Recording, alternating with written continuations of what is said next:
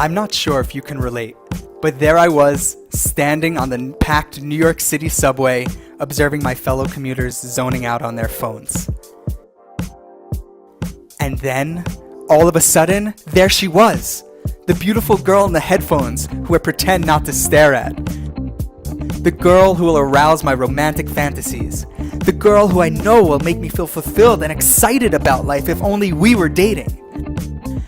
And she becomes the girl who gets off at her stop, who I never said hi to, and who I will never see again.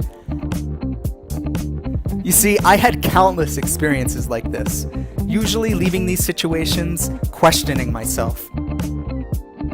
Or imagining if I was only tall, rich, or handsome enough to attract the girls I wanted.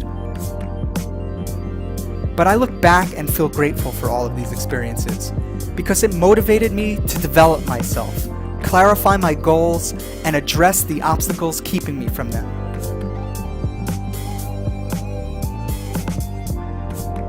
And now, I help guys do the same. So if you're open-minded to start your journey to improved self-confidence, more dates, and better relationships, then schedule your coaching session with me today.